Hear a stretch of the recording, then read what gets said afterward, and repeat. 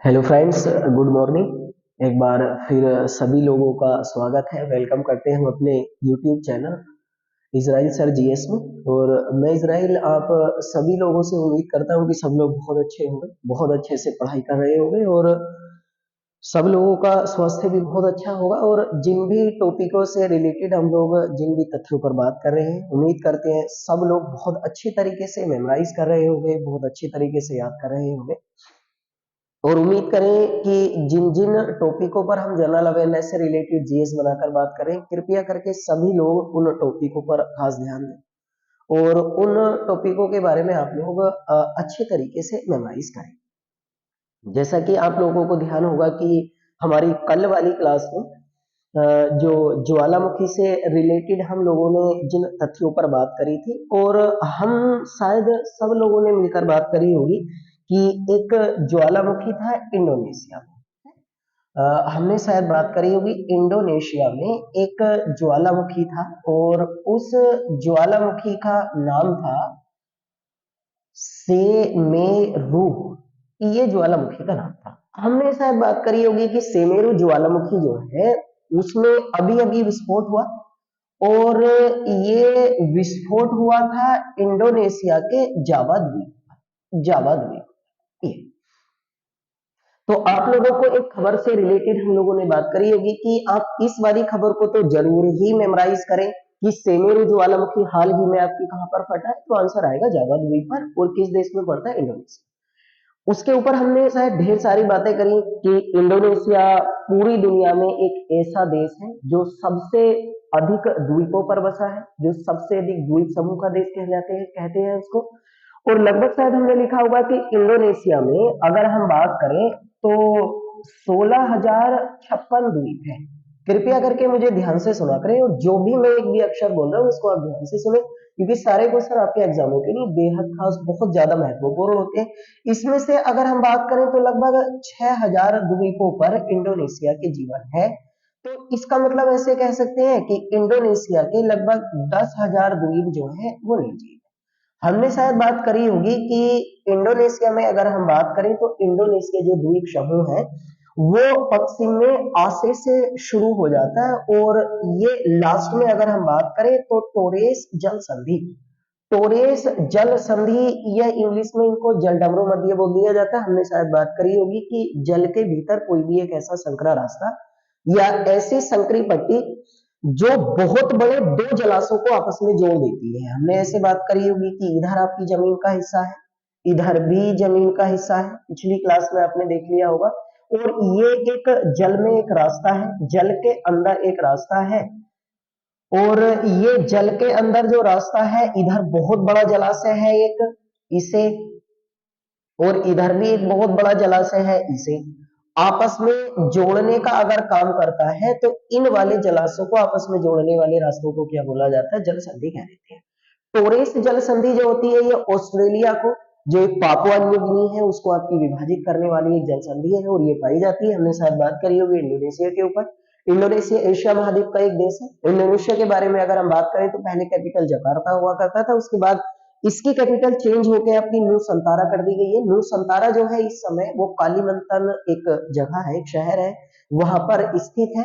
और कालीमंतन जो एक पूरा एक राज्य है, एक ग्रुप है, वो इस समय बोर्निया द्वीप पर बसा हुआ है। पहले जकार्ता जावा द्वीप पर था जहां पर ये विस्फोट हुआ है। जावा द्वीप को इंडोनेशिया का हृदय भी कहा जाता है। बोर्निया द्वीप और जावा द्वीप दोनों के दोनों हिंद महासागर और बंगाल की खाड़ी के आसपास स्थित आपकी द्वीप है। और इनसे साथ साथ हमने ग्रीनलैंड के बारे में भी बात करी, पापुआ न्यू गिनी के बारे में भी बात करी, बोर्निया, मेडागास्कर या मालागासी के ऊपर भी हमने बात करी है, इंडोनेशिया के ऊपर भी बात करी है, और द्वीपों को लेकर, जल संधि को लेकर हमने बात करी। मेनली इस टॉपिक में हम लोगों को मेमोराइज करना है कि जैसे अगर ज्वालामुखी विस्फोट हुआ तो आप पूरे के पूरे ज्वालामुखी के बारे में जाने कि वो वोल्केनो या ज्वालामुखी क्या होती है। तो पिछली क्लास में थोड़ा सा हुआ क्या था, कुछ टेक्निकल इश्यूज, कुछ टेक्निकल प्रॉब्लम की वजह से वॉइस नहीं आ पा रही थी। तो उस क्लास को हम दोबारा कर लेते हैं और टोटल टॉपिक हम समझ लेते हैं कि व्हाट इज वोल्केनो या ज्वालामुखी क्या होती है।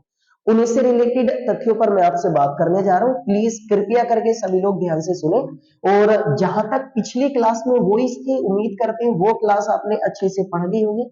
अच्छे से मेमोराइज कर दी होगी और जो भी टॉपिक वहां से आपको बताए गए हैं उन टॉपिकों पर आपने ध्यान दिया होगा। देखिए शुरू कर लेते हैं, तो हेडिंग डाल लेते हैं एक बार फिर आपकी हमारी ज्वालामुखी। ज्वालामुखी को एक बार फिर पढ़ लेते हैं, मैं आपको डिटेल में फिर समझा देता हूँ। वोल्केनो, देखो हमने पिछली क्लास में एक परिभाषा लिखी होगी, बस मैं परिभाषा को एक बार पढ़ देता हूँ। पृथ्वी के अंदर से कोई भी एक ऐसा स्थान जहां से गैस और राख और लावा पृथ्वी के ऊपर बाहर आता है, तो उस स्थान को क्या बोल दिया जाता है, आपकी ज्वालामुखी कह देते हैं। जहां से गैस वगैरह होता है, लावा वगैरह होता है, ये आपके बाहर निकल के आता है, तो उस स्थान को आपकी क्या बोल सकते हैं हम लोग, आपकी ज्वालामुखी बोल देते हैं।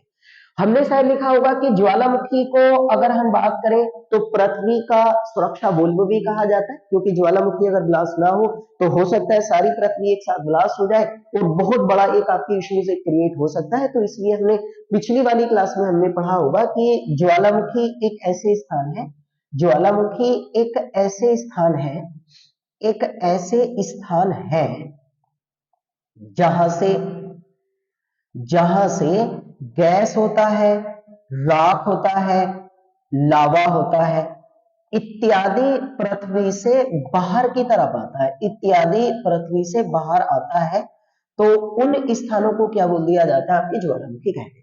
देखो ज्वालामुखी बनने का रीजन हमने शायद पिछली क्लास में समझा होगा कि मान लेते हैं यहां से आपकी ये पृथ्वी को बिल्कुल बंद कर दिया गया, तो पृथ्वी के अंदर बहुत सारी गैसें जो होती हैं वो कुछ मात्रा में इकट्ठी हो जाती हैं।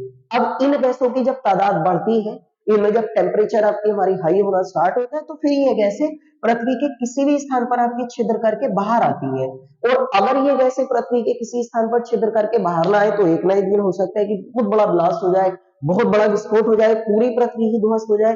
तो इसी रीजन से आपकी सुरक्षा वोल्व कहा जाता है, क्योंकि अगर ज्वालामुखी विस्फोट ना हो तो बहुत बड़ी एक ट्रेजेडी, एक दुर्घटना पृथ्वी पर आपकी घटित हो सकती है। इसीलिए आपकी इन घटनाओं का होना बहुत ज्यादा जरूरी होता है।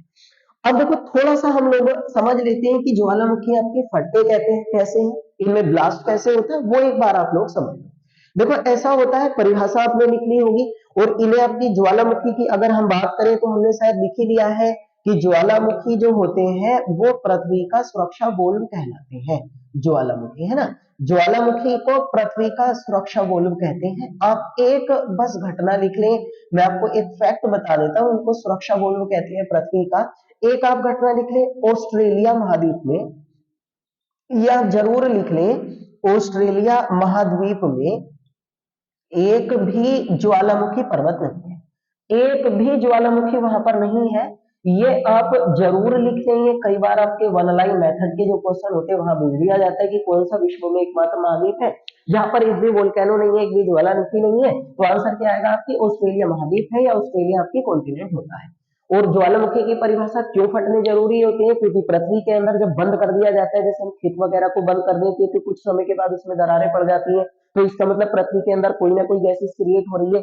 जैसे हम प्लास्टर करा देते हैं अपने घरों में, तो कुछ समय के बाद आपने देखा होगा कि प्लास्टर में दरारें पड़ने स्टार्ट हो जाती है, तो पृथ्वी के अंदर गैसें बनती है, और वो जब पृथ्वी के किसी भी हिस्से को काटकर बाहर की तरफ निकलती है तो उन्हीं आपकी हमारी घटनाओं को क्या बोल देते हैं हम लोग, ज्वालामुखी और वोल्केनो कह देते हैं। देखो ज्वालामुखी होते कैसे हैं, एक बार जल्दी से आप लोग आपकी दोबारा समझ लो इन सारी तिथियों को, ये सारी चीजों को। देखो ऐसा होता है, जैसे करके अगर हम बात करें, ये पृथ्वी का हिस्सा है, देखो ध्यान से देख लेंगे सारे लोग, है ना, ये पृथ्वी का हिस्सा, पृथ्वी के अंदर यहाँ बहुत सारी गैसें हैं, यहाँ ये बहुत सारी आपकी हमारी गैसें हैं जो इकट्ठा हो रही है। तो जो पृथ्वी के अंदर भरा हुआ पदार्थ है, टेम्परेचर बहुत ज्यादा हाई हो जाने के कारण ये पृथ्वी के अंदर जो भरा हुआ पदार्थ होता है, इसको हम लोग कह देते हैं मेग्मा। ये बात जब तक वो पृथ्वी के अंदर अंदर है, उसके बाद ये जो आपकी हमारी मेग्मा होता है वो राख, गैस, बहुत सारी आपकी अन्य गैसों के रूप में उपस्थित होता है। ये पृथ्वी के किसी भी एक हिस्से में छिद्र करता है, ये वाला है ना, किसी भी एक हिस्से में छिद्र करता है। देखो ये छिद्र हुआ, उसके बाद ये वाला मेग्मा ऊपर की तरफ चलता है, और यहां से देखो, यहां से ध्यान देना, यहां से ये वाला जो छिद्र है ना, ये वाला यहां से होकर वो बाहर की तरफ आता है, ये वाला। देखो अगर हम बात करें तो आप चित्र थोड़ा सा ध्यान से देखेंगे, जो स्ट्रक्चर आपकी है, तो आपको टोटल समझ में आ जाती है कि वास्तविकता में आपकी वोल्केनो ब्लास्ट या ज्वालामुखी होती कैसे है। अब देखो अगर हम ध्यान से इन तथ्यों के बारे में बात करें तो ये वोल्केनो, ये ज्वालामुखी हुआ। अब देखो यहाँ जो पदार्थ था वो मेग्मा था। अब ये वाला मेग्मा जो होता है धीरे धीरे ऊपर की तरफ चढ़ा, यहाँ से ये वाला, यहाँ से ये छिद्र करा और यहाँ से ऊपर की तरफ बढ़ा, और एक देखो आपने ध्यान से अगर देखा होगा तो यहाँ से बाहर की तरफ निकला, जहां से जिस भी पृथ्वी के हिस्से से ज्वालामुखी विस्फोट के तहत मेग्मा बाहर की तरफ आता है उस वाले छिद्र को बोल दिया जाता है आपकी क्रेटर। और जब छिद्र का आकार बहुत बड़ा हो जाता है तो उसी आपके छिद्र को क्या कह देते हैं हम लोग, कोल्डेरा बोल देते हैं। तो याद रखना एक क्वेश्चन बहुत ज्यादा आता है कि ज्वालामुखी के दौरान जिस छिद्र से आपकी गैसें मेग्मा लावा वो होकर बाहर निकलता है तो उसको क्या कहते हैं, क्रेटर। और जब क्रेटर बहुत बड़े आकार का होता है तो उसे क्या बोल दिया जाता है, कोल्डेरा बोल देते हैं। अब देखो ये वाला जो पाइप है जहां से होकर आपकी पृथ्वी के अंदर से गैसें वगैरह जलवाष्प बाहर निकली या मेग्मा बाहर निकला, इसको कह देते हैं आपकी ज्वालामुखी पाइप, ये वाला है ना, ज्वालामुखी नली या ज्वालामुखी पाइप बोल दिया जाता है। अब आप देख रहे होंगे तो लगभग इसका आकार अगर हम देखें तो जैसे हम शंकु पढ़ते हैं, कोन जिसको कहते हैं, तो इसका आकार उस जैसा बना तो इसको बोल दिया जाता है आपकी ज्वालामुखी शंकु। कई बार इसको ज्वालामुखी शंकु ना कह के ज्वालामुखी पर्वत बोल दिया जाता है, ज्वालामुखी पर्वत या ज्वालामुखी शंकु कह देते हैं। अब ज्वालामुखी पर्वत या ज्वालामुखी शंकु जो आपकी हमारी बना है वो ज्वालामुखी नली के कारण बना, और जिस छिद्र से होकर बाहर निकली है उस छिद्र को क्या बोल दिया जाता है, क्रेटर या कोल्डेरा के नाम से जाना जाता है।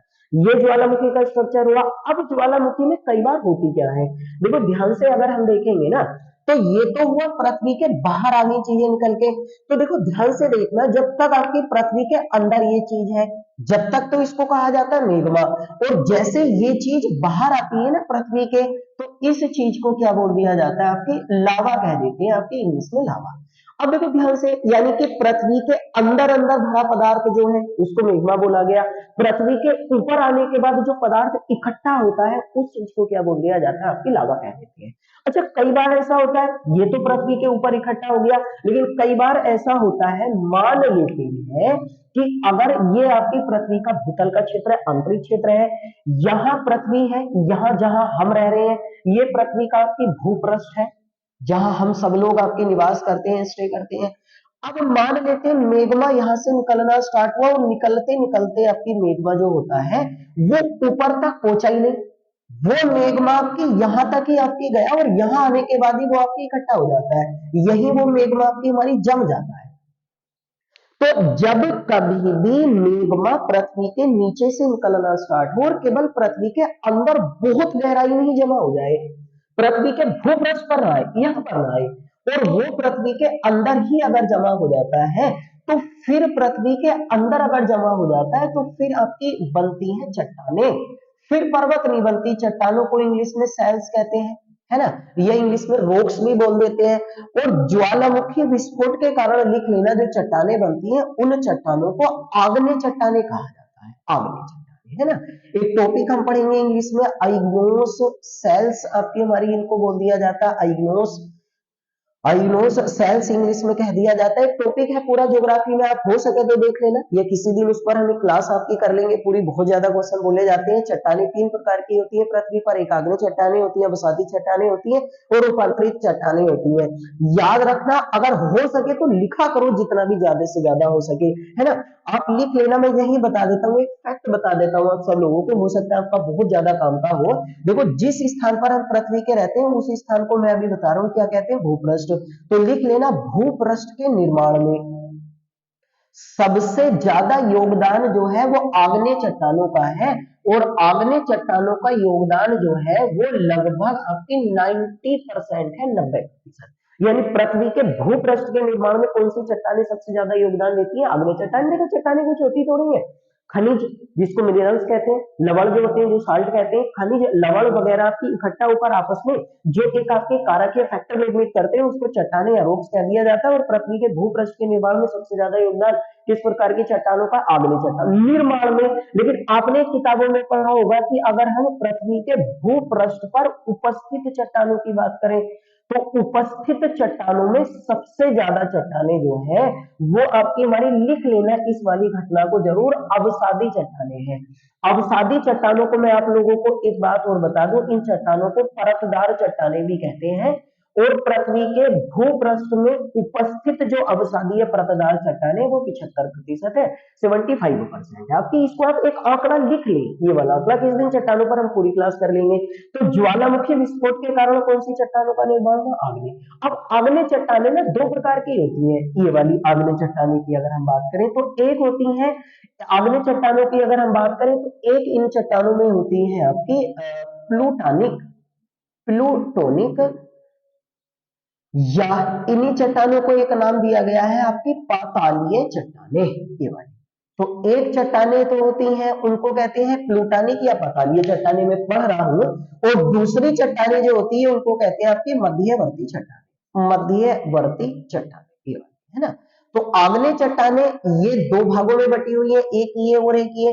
तो इसका मतलब ज्वालामुखी विस्फोट के कारण जिन चट्टानों का निर्माण हुआ वो आग्नेय चट्टानें हैं। आग्नेय चट्टानें दो प्रकार की हो गई, एक ये और ये आपकी है ना। पहले पर्वत बना, पर्वत जब बनेगा जब मेग्मा पृथ्वी के ऊपर आकर इकट्ठा हो, जब पृथ्वी के अंदर ही वो जमा हो जाए तो उस चीज को क्या बोलते हैं हम लोग? आपकी चट्टान बोल देते हैं। अब देखो होता कैसे है, अगर कोई भी आपकी मेग्मा ऊपर की तरफ बढ़ा और पृथ्वी के बहुत अंदर जमा हो गया तो चट्टानें तो आग्नेय ही बनेंगी, लेकिन उन वाली चट्टानों को क्या बोला जाता है? आपके प्लूटोनिक या पातालीय चट्टानों के नाम से जाना जाता है। मान लेते हैं मेग्मा पृथ्वी के बहुत अंदर इकट्ठा ना होके वो थोड़ा सा आपके ऊपर आ जाता है, यहाँ के इकट्ठा हो जाता है, लेकिन अभी भी पृथ्वी के एग्जिट पॉइंट पर नहीं पहुंचा, भूपृष्ठ पर नहीं आया। तो इस प्रकार जो चट्टानें बनती है ना, इन वाली चट्टानों को क्या बोल दिया जाता है? मध्यवर्ती चट्टानें कह दिया जाता है। तो कई बार ऑप्शन में ना आपको वो आग्नेय चट्टानें नहीं मिलता, तो आग्नेय चट्टानें अगर नहीं मिलेगा तो प्लूटोनिक या पातालीय चट्टानें मिलेगा, या फिर आपकी उन चट्टानों को आपकी थोड़ा सा ऊपर अगर आकर इकट्ठा या इंक्लूडेड हो जाती है तो उनको क्या कह देते हैं हम लोग? मध्यवर्ती चट्टानें बोल देते हैं। ठीक है, अंदर की तरफ मेग्मा होता है, बाहर की तरफ जब निकल कर आता है तो उसको क्या कह देते हैं? लावा। सुरक्षा बोल्ब होता है, पृथ्वी के किसी भी हिस्से से आपकी निकलने वाली गैसें, राख और लावा जो होता है उस घटना को ज्वालामुखी। सुरक्षा बोल्ब एकमात्र महाद्वीप जहां पर ये नहीं है। कौन सी चट्टानें बनती है? आग्नेय। ये आपकी ब्यौरा है, थोड़ा सा इसको लिख लेना आप लोग, है ना। अब मैं जल्दी से आप लोगों को आपकी हमारी कोशिश करता हूं बताने की इसमें कि वास्तविकता में जब कभी भी वोल्केनो ब्लास्ट होता है, ज्वालामुखी विस्फोट होता है, तो वोल्केनो ब्लास्ट ये ज्वालामुखी विस्फोट के दौरान निकलने वाले जो पदार्थ होते हैं, है ना। अब लिख लेना, ज्वालामुखी विस्फोट के दौरान, विस्फोट के दौरान मुख्य रूप से तीन प्रकार के पदार्थ निकलते हैं। मुख्य रूप से अगर हम बात करें तो तीन प्रकार के आपके पदार्थ होते हैं, जिन पदार्थों के बारे में हम बात करेंगे।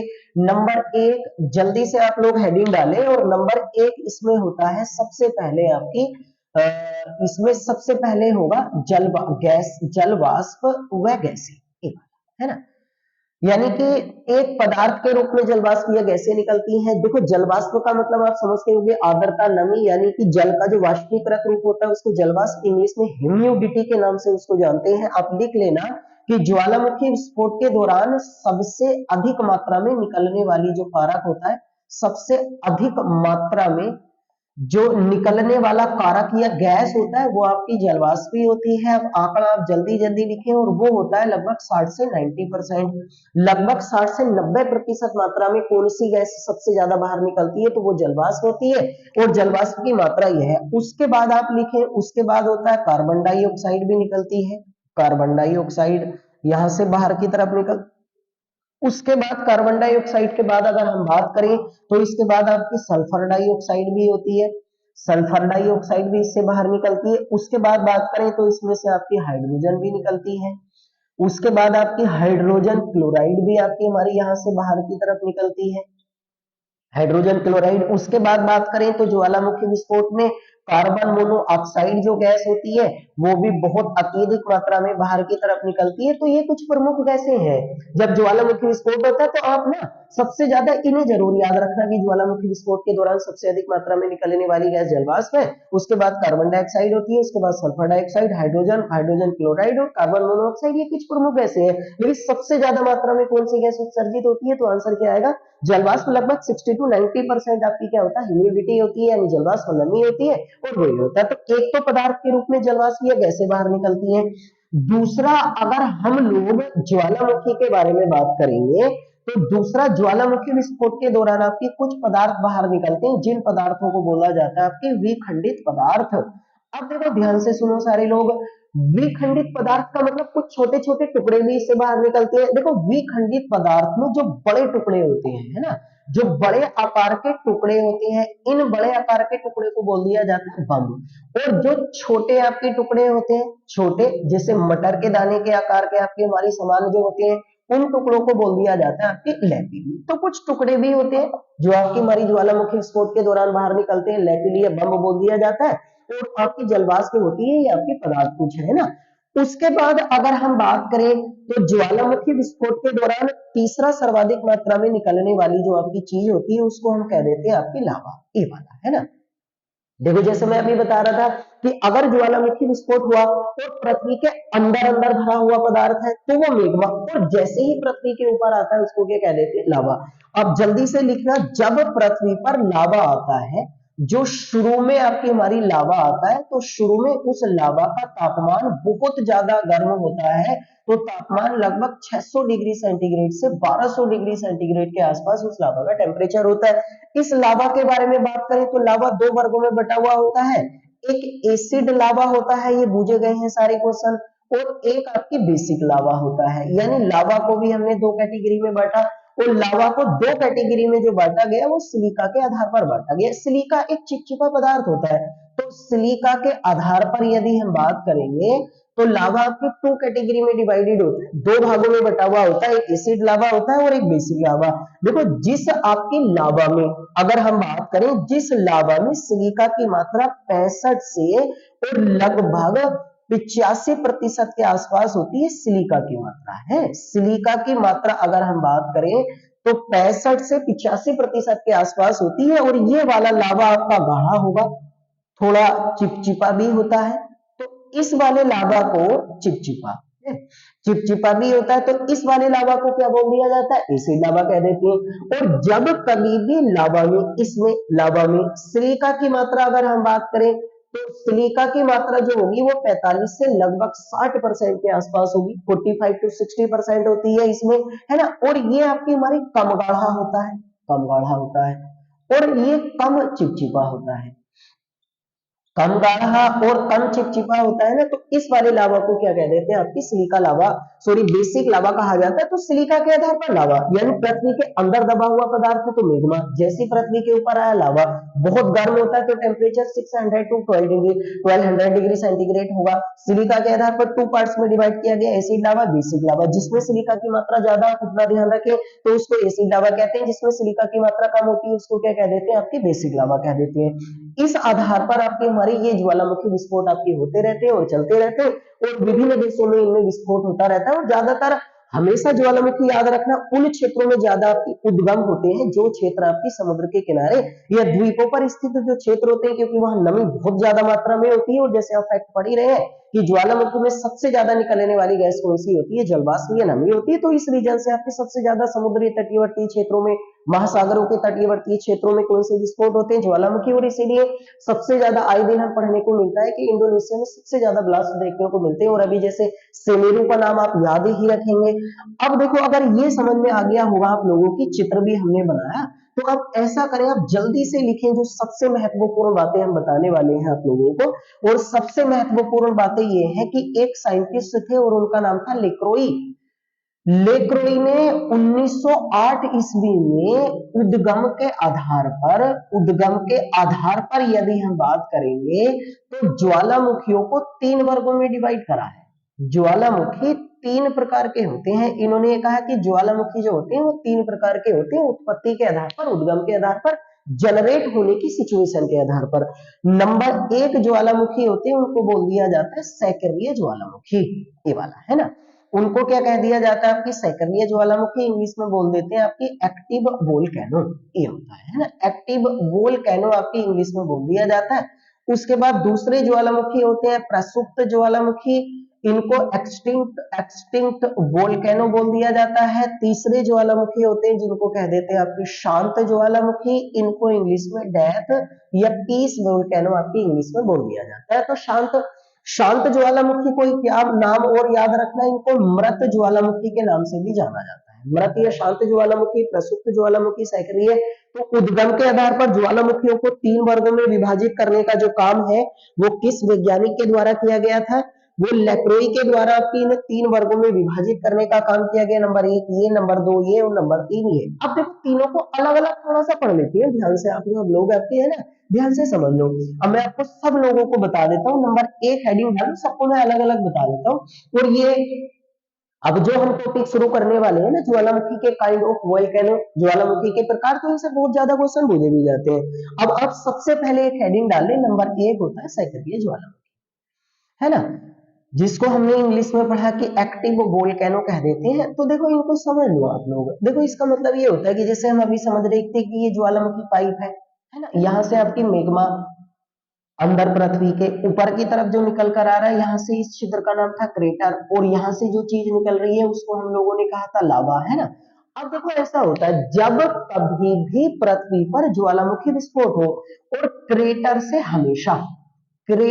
हमेशा राख या लावा, ये हमेशा हमेशा लगातार निकलते रहते हैं। तो कभी भी ये चीज बंद नहीं होती, क्रेटर हमेशा ओपन रहता है, कभी भी वहां से आपकी राख या जलवाष्प निकलनी बंद नहीं होती है।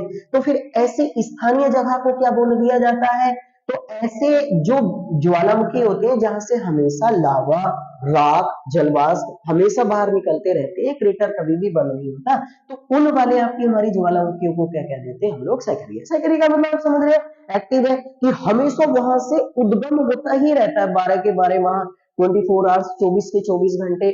अब अगर हम बात कर लेते हैं, आप लोग अब लिखने स्टार्ट करें, जो आंकड़े होते हैं उन आंकड़ों को थोड़ा सा आप लोग लिखना स्टार्ट करें।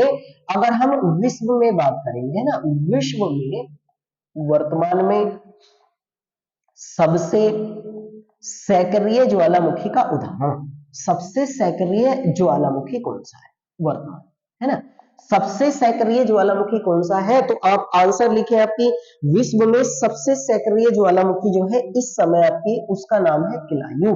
ये है किलायू, है ना। ये अमेरिका के अधीन हवाई द्वीप जो पड़ता है, इस पर हवाई द्वीप पर स्थित है। मैंने आपको शायद पिछली वीडियो में बताया होगा, हवाई द्वीप को प्रशांत महासागर का चौराहा भी कहा जाता है भैया। प्रशांत महासागर को इंग्लिश में पैसिफिक ओशियन कहते हैं, जो पूरी दुनिया का सबसे बड़ा महासागर है। प्रशांत महासागर का चौराहा कहा जाता है हवाई द्वीप को। लिख लेना अगर आपको नहीं पता हो तो। 1770 ईस्वी में एक व्यक्ति थे जिनका नाम था कैप्टन कुक। इन्होंने किसको रिसर्च किया था, सबसे पहले हवाई द्वीप की खोज का श्रेय नहीं दिया जाता, और इसी हवाई द्वीप पर पूरी दुनिया का सबसे सक्रिय ज्वालामुखी किलायू है, क्योंकि पिछले 34 वर्षों से लगातार इसमें आपकी लावा जो है वो बाहर की तरफ निकल रहा है, तो इसीलिए ये विश्व का सबसे सक्रिय ज्वालामुखी माना गया है। ये बहुत अच्छा आंकड़ा है, इसको आप जल्दी लिखें। अगर विश्व में बात करें तो विश्व में आकार यानी कि क्षेत्रफल के आधार पर सबसे बड़ा सक्रिय ज्वालामुखी कौन सा है, तो आकार के आधार पर या क्षेत्रफल के आधार पर विश्व में सबसे सक्रिय ज्वालामुखी है आपका मोना लोआ पर्वत है, मोना लोआ पर्वत, है ना। और मोना लोआ पर्वत भी भैया इस समय आपकी हवाई द्वीप पर पड़ता है। ये जानकारी भी आप जरूर लिखें, सबसे ज्यादा आने वाले क्वेश्चन में बार बार कह रहा हूँ, कृपया करके ऐसा पढ़ें जैसे मैं आप लोगों को बता रहा हूँ, किताबों के मेमोराइज या रटने से कुछ नहीं होता। मैं बार बार इसी बात को कहता हूँ, आप कोशिश करें जो भी टॉपिक चर्चा में आता है उस टॉपिक से रिलेटेड आप टोटल तथ्यों पर बात करा करें, उन टॉपिकों को आप पढ़ा करें, मेमोराइज करा करें, कैसे करके उनसे आपकी क्वेश्चन पूछे जाते हैं उन चीजों को आप समझा करें, ठीक है। ये आपकी हमारी कुछ आंकड़े हुए सक्रिय में। अब कुछ आंकड़े आप जल्दी से और लिखें, अगर हम इनकी बात करेंगे तो आप लिखें आपकी भैया, विश्व में अगर हम सक्रिय ज्वालामुखी की बात करें तो एक सक्रिय ज्वालामुखी है एटना। एटना एक सक्रिय ज्वालामुखी है, और एटना जो सक्रिय ज्वालामुखी है ये वर्तमान समय में अगर हम बात करेंगे तो ये इटली देश के अधीन है भाई, और इटली देश में भूमध्य सागर में पड़ेगा। ये भूमध्य सागर में ये जो एटना ज्वालामुखी है ये आपका, इसके देखो जरूर आप द्वीप याद रखें, सिसिली द्वीप पर स्थित है, सिसिली द्वीप पर है ये वाला, द्वीप पर ही मिलेंगे ज्यादातर, सिसिली द्वीप पर है और ये इटली देश के अधीन है। एक और ज्वालामुखी लिखे, स्ट्रम्बोली। स्ट्रम्बोली ज्वालामुखी जो है ये भी सक्रिय ज्वालामुखी का उदाहरण है, सक्रिय ज्वालामुखी का उदाहरण है, और ये ज्वालामुखी भी भैया इटली देश के अधीन है। है ना। और ये ज्वालामुखी भी भूमध्य सागर में स्थित है। और भूमध्य सागर में बस फर्क ये है कि ये वाला ज्वालामुखी लिपारी द्वीप पर स्थित है, लिपारी द्वीप पर। इसको जानकारी को आप लिखने हैं ना, लिपारी द्वीप पर है ये वाला ज्वालामुखी। सिसिली द्वीप पर था आपकी एटना, है दोनों इटली में, है दोनों भूमध्य सागर में। अब देखो होता क्या है, स्ट्रम्बोली ज्वालामुखी से अगर हम बात करें तो इससे 24 घंटे लावा जो होता है वो निकलता रहता है। लावा का टेम्परेचर इतना ज्यादा होता है कि उसके आसपास का क्षेत्र जगमग रहता है, प्रकाश बहुत ज्यादा रहता है। तो इसलिए स्ट्रम्बोली ज्वालामुखी जो होता है उसे भूमध्य सागर का प्रकाश स्तंभ भी कहा जाता है। प्रकाश स्तंभ, इसे भूमध्य सागर का क्या बोल देते हैं आपके, प्रकाश स्तंभ। तो ये भी सक्रिय ज्वालामुखी के एग्जाम्पल है ना। जल्दी से आप लोग आपकी हमारी कोशिश करा करें इन सब चीजों को आपकी मेमोराइज करने की और लिखने की। आप लिखे भैया, जापान में एक ज्वालामुखी है जिसका नाम है आपका फ्यूजियामा। फ्यूजियामा ये भी सक्रिय ज्वालामुखी का उदाहरण है, ये जापान में है। एक आपने सुना होगा अंटार्कटिका। अंटार्कटिका महाद्वीप एकमात्र महाद्वीप है ना जिस पर मानव जीवन संभव नहीं है, क्योंकि 7 महाद्वीप है, एशिया, अफ्रीका, उत्तरी अमेरिका, दक्षिणी अमेरिका, अंटार्कटिका, यूरोप और ऑस्ट्रेलिया। क्षेत्रफल के आधार पर सबसे छोटा महाद्वीप है ऑस्ट्रेलिया और सबसे बड़ा कौन सा है, एशिया महाद्वीप जहां हम लोग रहते हैं। तो अंटार्कटिका एकमात्र महाद्वीप है जहां पर बर्फ जमा रहती है ध्रुवों पर। जो अंटार्कटिका आपकी हमारी है ना दक्षिणी ध्रुव, उस चीज को ही अंटार्कटिका बोल देते हैं। अंटार्कटिका पर एक आपकी ज्वालामुखी है और उसका नाम है, देखो अंटार्कटिका महाद्वीप पर आपकी एक द्वीप है रोस द्वीप, रोस द्वीप है ना। और रोस द्वीप पर एक ज्वालामुखी है येरीबस, ये वाला, ये येरीबस ज्वालामुखी भी सक्रिय ज्वालामुखी का उदाहरण है। और वर्तमान में कहां पर पड़ता है, अंटार्कटिका में, येरीबस रोस द्वीप पर है। एक और लिख ले, भारत व पूरे दक्षिण एशिया महाद्वीप का, दक्षिणी एशिया महाद्वीप का एकमात्र सक्रिय ज्वालामुखी, एकमात्र, देखो स्पेशल मेंशन है, एकमात्र सक्रिय ज्वालामुखी जो है वो है भैया आपकी अंडमान निकोबार द्वीप समूह में, अंडमान निकोबार द्वीप समूह में पड़ेगा। और अंडमान निकोबार द्वीप समूह में आपकी स्थित होगा, तो इसका मतलब कहाँ है, बंगाल की खाड़ी में है। और बंगाल की खाड़ी में आपकी हमारी ये पड़ेगा इस समय आपकी हमारी, इसका नाम है बैरन द्वीप पर स्थित ज्वालामुखी। आप इस बात को आपकी याद रखें, बैरन द्वीप पर स्थित ज्वालामुखी, नाम मत पूछना। देखो आपके मन में आता है कि बैरन द्वीप पर स्थित ज्वालामुखी का नाम क्या है, तो बैरन द्वीप पर स्थित भारत का, ये पूरे दक्षिणी एशिया महाद्वीप का एकमात्र सक्रिय ज्वालामुखी बैरन द्वीप ही है। उसका नाम बाकी कुछ नहीं रखा गया, जैसे एटना, स्ट्रम्बोली है, या फ्यूजीनामा रखा गया, ये येरीबस रखा गया है, या फिर हमने मोना लोआ के बारे में या क्लायू के बारे में पढ़ा है ना। एक और आप लिखे, अगर हम बात करेंगे, देखो जल्दी से आप आंकड़ा लिखे आप लोग, और लिखे भैया सब लोग आपकी, अगर हम बात करेंगे ऊंचाई के आधार पर, तो ऊंचाई के आधार पर विश्व का सबसे ऊंचा, विश्व का सबसे ऊंचा सक्रिय ज्वालामुखी जो है, विश्व का सबसे ऊंचा सक्रिय ज्वालामुखी जो है, अगर इसके बारे में बात करेंगे तो इसका नाम आप जल्दी लिखें भैया, ये बहुत ज्यादा क्वेश्चन आ चुका है आपका, ओजोस डेल सेलाडो। ओजोस डेल सेलाडो, ये विश्व का ऊंचाई के आधार पर सबसे ऊंचा ज्वालामुखी पर्वत है। ये वर्तमान में आपके पड़ेगा भैया अर्जेंटीना, आपने नाम सुना होगा, एक देश है इसके बराबर में चिली। और याद रखना दोनों देश इस समय दक्षिणी अमेरिका महाद्वीप में पड़ते हैं, इन देशों की सीमा पर स्थित है। और इसकी ऊंचाई के बारे में बात करें तो 6893 मीटर आपकी इसकी ऊंचाई है। ये आप 6893 मीटर इसकी हाइट है, विश्व का ऊंचाई के आधार पर है। और विश्व का दूसरा सबसे ऊंचा, दूसरा सबसे ऊंचा सक्रिय ज्वालामुखी, अगर इसके बारे में बात करेंगे, विश्व का दूसरा सबसे ऊंचा सक्रिय ज्वालामुखी जो है, तो दूसरा सबसे ऊंचा सक्रिय ज्वालामुखी की अगर हम बात करें तो इसे भी आप लिख लें भाई, क्योंकि किताबों में कई बार आपकी गलत आंकड़े दे देते हैं। तो वो है आपकी कोटोपैक्सी, इसका नाम आपने जरूर सुना होगा। कोटोपैक्सी एक देश है दक्षिण अमेरिका महाद्वीप में, इक्वाडोर, इक्वाडोर में है, और इसकी ऊंचाई है आपकी अगर हम बात करेंगे तो 5911 मीटर। देखो फर्क है ना, किताबों में कई बार ये लिख के दे रखा है कि विश्व का सबसे ऊंचा सक्रिय ज्वालामुखी कोटोपैक्सी, कोटोपैक्सी सेकंड नंबर पर आता है। पहले नंबर पर आपकी 6893 मीटर हाइट का ओजोस डेल सलाडो अर्जेंटीना और चिली। याद रखें अर्जेंटीना की मैं बोल के पढ़ देता हूँ, राजधानी इसके बारे में बात करें तो ब्यूनस आयर्स है, आप लोगों को याद हो ब्यूनस आयर्स इसकी राजधानी है। और मुद्रा आपकी यहाँ पर बात करें तो पीसो चलता है ना। ऐसे करके इसमें बात करें तो चिली की राजधानी अगर हम बात करें तो सैंटियागो है। इन चीजों को आप जरूर याद करें। और यहाँ पर करेंसी जो चलता है उसका नाम आपकी पीसो ही है। मुद्रा, मुद्रा के बारे में आप जानते होंगे, जैसे भारत में रुपया है ऐसे वहां पीछो है, और ये इन्हीं देशों की सीमाओं पर स्थित है आपकी हमारी, ठीक है ना।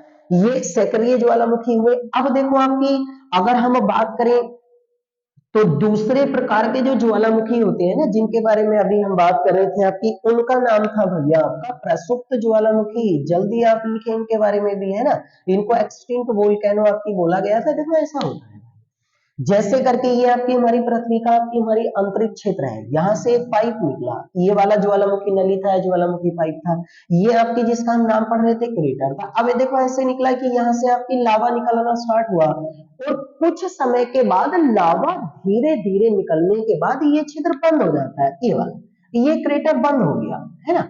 अब क्या होता है, अचानक अचानक कुछ समय के बाद अचानक से कुछ समय के बाद, कुछ वर्षों के बाद इन ज्वालामुखियों में आपके दोबारा विस्फोट होता है। दोबारा विस्फोट यानी कि एक बार विस्फोट हो जाने के बाद क्रेटर आपकी क्लोज हो गया, क्रेटर बंद हो गया, और कुछ वर्षों के बाद शांत रहने के बाद अचानक से सडनली फिर आपकी ब्लास्ट हो जाता है। तो फिर ऐसे ज्वालामुखी को क्या कह देते हैं हम लोग, प्रसुप्त ज्वालामुखी बोल देते हैं। अब लोग जल्दी लिखे, जैसे प्रसुप्त ज्वालामुखी का उदाहरण है वर्तमान समय में, प्रसुप्त ज्वालामुखी के अंतर्गत सबसे अच्छा एग्जाम्पल हम पढ़ सकते हैं और उसका नाम है विसुवियस, ये वाला है ना। विसुवियस जो ज्वालामुखी है ये प्रसुप्त ज्वालामुखी का उदाहरण है।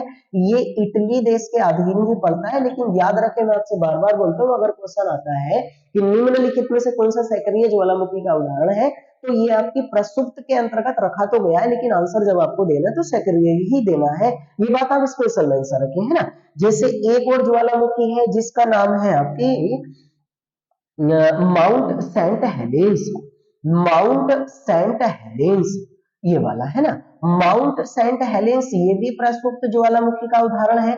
और इसके बारे में बात करें तो ये इस समय अमेरिका के अधीन है ना। और इस वाले ज्वालामुखी को आपकी अमेरिका का फ्यूजी ऑफ, ये वाला है ना, माउंट सेंट हेलेंस को आपकी द फ्यूजी ऑफ अमेरिका कहते हैं, द फ्यूजी ऑफ अमेरिका। ये वाली बात जरूर ध्यान रखें भाई आप, द फ्यूजी ऑफ अमेरिका के नाम से किस ज्वालामुखी को जान, ये आपकी हमारी एक टैग है, एक आपकी हमारी लाइन है, फ्यूजी ऑफ अमेरिका के नाम से माउंट सेंट हेलिस ज्वालामुखी को जाना जाता है। तो ये दोनों आपकी प्रसुप्त ज्वालामुखी के एग्जाम्पल है, ठीक है। अगर उसके बाद बात करें हम लोग आपकी काइंड के आधार पर या प्रकार के आधार पर, तीसरे जो ज्वालामुखी होते हैं, तो उन वाले ज्वालामुखियों का नाम हम लोगों ने पढ़ा होगा कि तीसरे ज्वालामुखी जो होते हैं उनको कहते हैं हम लोग शांत, या फिर आपकी मृत ज्वालामुखी, आपकी डेथ वोल्केनो बोल दिया जाता है। देखो जैसे हम बात कर रहे हैं कि ये वाला पाइप है, ये वाला आपके यहाँ से मेग्मा आपकी हमारी अंदर था, उसके बाद ऊपर की तरफ जो बढ़ रही थी चीज और ऊपर की तरफ जो निकल कर रही लावा, इस वाले छिद्र का नाम हमने क्रेटर, बहुत बड़ा आकार था छिद्र का, तो नाम क्या रखा गया था, कोल्डेरा था। अब क्या होता है, एक बार यहाँ से निकलना लावा आपकी हमारी शुरू हुआ, और फिर आपकी ये जो क्रेटर होता है ना, वो हमेशा के लिए बंद हो जाता है, हमेशा के लिए ये क्रेटर आपकी बंद हो गया, फिर पॉसिबिलिटी नहीं है, फिर संभावना नहीं है कि यहाँ से आपकी लावा बाहर निकलेगा। तो फिर ऐसे जो ज्वालामुखी होते हैं ना, उनको क्या कहते हैं, शांति, यानी कि हमेशा के लिए बंद हो गया, है ना। अच्छा, कई बार एक क्वेश्चन आप यही लिख लें, जब क्रेटर हमेशा के लिए बंद हो जाता है ना, हमेशा के लिए, तो यहाँ पर आकर पानी भर जाता है, पानी भर जाता है, बारिश वगैरह का, नदियों वगैरह का पानी भर जाता है, तो फिर एक प्रकार की लेक बनती है, लेक को हिंदी में झील कहते हैं, और उस वाली झील को क्या बोला जाता है, आपकी क्रेटर झील कह देते हैं, या फिर उसको ज्वालामुखी झील कह देते हैं हम लोग, है ना। ज्वालामुखी झील या क्रेटर झील कह देते हैं। जैसे आपके महाराष्ट्र में लिख रहे हैं आप लोनार झील, लोनार झील जो है ना, वो आपकी क्रेटर झील का ही एग्जाम्पल है। और ये वाली झील किस राज्य में पड़ती है, हमारे भारत के महाराष्ट्र राज्य में लोनार झील। झीलों पर पूरा टॉपिक है, क्योंकि झीलें दो प्रकार की होती है, एक लैगून झीलें होती है, एक डेल्टा झीलें होती है, वो अलग अलग पड़ेंगे। लेकिन जब क्रेटर बंद हो जाए और उसमें आकर पानी भर जाता है तो उस वाली झील को क्या कह देते हैं, आपकी क्रेटर झील या फिर उसको ज्वालामुखी झील कह देते हैं। भारत में क्रेटर या आपकी ज्वालामुखी झील का सबसे अच्छा एग्जाम्पल होता है लोनार झील, जो इस समय भारत के महाराष्ट्र राज्य में, यानी कि जब कभी भी आपकी किसी भी निकलने वाले आपके क्रेटर से हमेशा के लिए वो छिद्र आपकी बंद हो जाए और वहां से कभी भी कोई पॉसिबिलिटी नहीं होती कि ज्वालामुखी विस्फोट होगा, तो उन वाली आपकी ज्वालामुखी को क्या कह देते हैं हम लोग, शांति अमृत ज्वालामुखी। एक लिखे ना, वर्तमान समय में, वर्तमान समय में अफ्रीका महाद्वीप का, जल्दी से लिखो भैया, अफ्रीका महाद्वीप का सबसे ऊंचा, सबसे ऊंचा जो शांत ज्वालामुखी पर्वत है, सबसे ऊंचा शांत ज्वालामुखी जो पर्वत है ना, उसके बारे में आप जरूर लिखें। अभी के सब एग्जामों में ये क्वेश्चन पूछा गया है। उसका नाम है भैया आपकी, और ये ज्वालामुखी है आपकी, देखो नाम लिखना आपकी, ये सबसे ऊंचा जो सक्रिय ज्वालामुखी है। अगर इसके बारे में बात करेंगे, पूरे के पूरे अफ्रीका कॉन्टिनेंट का, पूरे अफ्रीका महाद्वीप का सबसे ऊंचा ज्वालामुखी है, और ये आपकी तंजानिया देश में पड़ता है, तंजानिया देश में, है ना। और तंजानिया देश में आपकी हमारी इस ज्वालामुखी के बारे में अगर हम बात करेंगे तो तंजानिया देश में इस ज्वालामुखी की ऊंचाई है 5895 मीटर हाइट है। और ये आपकी हमारी, इसका नाम जो पढ़ा जाएगा वो होगा, तंजानिया देश के अंदर अगर हम बात करेंगे ना, देखो सुनो मुझे ध्यान से भैया, एक सेकेंड। ठीक है, तंजानिया देश में आपकी स्थित है। और देखो एक और शांत ज्वालामुखी है, और उस शांत ज्वालामुखी का एक और उदाहरण है आपकी, और उसका नाम है अकांका गुआ, अकांका गुआ, है ना, अकांका गुआ, ये वाला अकांका गुआ ज्वालामुखी, ये भी शांत ज्वालामुखी है, और ये पड़ता है आपकी अर्जेंटीना, अर्जेंटीना में आपकी हमारी ये ज्वालामुखी है, अकांकागुआ आपकी, है ना। और तंजानिया में जिसकी हाइट है आपकी, सबसे ऊंचा की शांत ज्वालामुखी है, वो 5895 मीटर है। अब कुछ ज्वालामुखी के और नाम लिखने में, और नाम लिखवा देता हूँ यहाँ पर। जैसे वर्तमान में बात करें तो इक्वाडोर में एक ज्वालामुखी है, इक्वाडोर में, और उसका नाम है आपकी चिमराजो, चिमराजो। ठीक है, एक ज्वालामुखी की अगर हम बारे में बात करेंगे तो एक ज्वालामुखी आपकी ईरान में है, और ईरान में आपकी ज्वालामुखी का नाम है आपकी दामवंद व कोह सुल्तान, दामवंद व कोह सुल्तान। ये ज्वालामुखी भी शांत ज्वालामुखी है, ये आपकी हमारी यहाँ पर है। तो इन ज्वालामुखी को एक बार आप ध्यान से जाकर पढ़ लें, क्योंकि बहुत ज्यादा आपके एग्जामों में मेमोराइज किए जाते हैं, बहुत ज्यादा आपके एग्जामों में मालूम किए जाते हैं। इक्वाडोर का चिमराजो है। एक और लिख लें, आपकी हमारी शांत ज्वालामुखी है म्यांमार में, और म्यांमार में इसका नाम है आपकी हमारी पोपा, पोपा ज्वालामुखी जो है ना, ये आपकी हमारी, ये भी शांत ज्वालामुखी का उदाहरण है, और ये आपकी किस देश में पड़ता है, म्यांमार में पड़ता है ना। तो इन बारे में आप थोड़ा सा ध्यान से जाकर लिख लें, एक बार आपको पता ही चल जाएगा, है ना। अब मैं आपको ऐसा करता हूँ, कुछ ज्वालामुखी के नाम बता देता हूँ। देखो आपको पता चला होगा लेक्रोई ने इसके आधार पर इनको 3 वर्गों में बांटा था, है ना। अब ना आप लोग आपकी कुछ ज्वालामुखियों के नाम जल्दी से लिखे। देखो आपकी एक ज्वालामुखी का नाम मैं लिखा हूं जो आपको पूछा जाता है, माउंट रेनियर। माउंट रेनियर जो ज्वालामुखी है ना, ये वर्तमान में पड़ता है अमेरिका में। आप इनके नाम नाम लिख लें केवल। एक ज्वालामुखी आपकी सबनकाया, सबनकाया ज्वालामुखी पड़ता है आपकी पेरू में, है ना। एक ज्वालामुखी का नाम है भैया मेरापी, मेरापी ज्वालामुखी पड़ता है आपका इंडोनेशिया में, इंडोनेशिया, है ना, ये भी इंडोनेशिया में पड़ेगा। एक ज्वालामुखी है आपकी, उसका नाम है किनाबालू, किनाबालू ज्वालामुखी जो है ये पड़ता है आपकी मलेशिया में, मलेशिया।